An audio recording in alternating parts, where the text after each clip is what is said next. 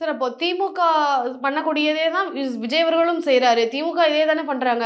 இதே மாதிரி அரசியலுக்காக, இதே மாதிரி ஓட்டுக்காக செய்யக்கூடிய வேலைகள தான் விஜய் அவர்களும் ஓட்டுக்காக மக்களை வந்து ஏமாற்றக்கூடிய வேலைகள செஞ்சுட்டு இருக்கிறாரு. அப்படியெல்லாம் அப்படின்னு ஒரு சொல்றாங்க. கொள்கை இருந்ததுன்னா, கொள்கை பரப்பு துணைச் செயலாளர் அன்னைக்கு மேடையிலேயே ஒரு இஸ்லாமிய சகோதரிய தான் ஏத்துனாரு.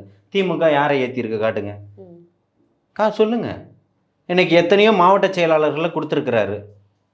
நீங்க என்ன பண்ணியிருக்கீங்க? எத்தனையோ இஸ்லாமிய சகோதரிகளுக்கு பதவி வழங்கியிருக்கிறாரு. மாற்றுத்திறனாளிகளுக்கு பதவி வழங்கியிருக்கிறாரு. இதெல்லாம் நீங்க ஏன் பண்ணல? ம்.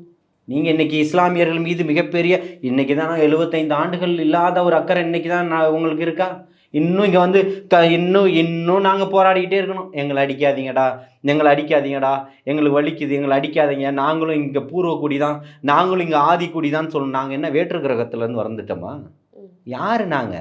பாய்ங்க, பாய்ங்க, பாய்ங்கன்னு தள்ளி வைக்கிறது யாரு? இந்த மண்ணினுடைய பூர்வக்குடி, மூத்த குடி மக்கள்ல நாங்களும் ஆதிக்குடி தான். அத சொல்றதுக்கு தெம்பும் திராணியும் இருக்கா இந்த சிவாஜி கிருஷ்ணமூர்த்திக்கு?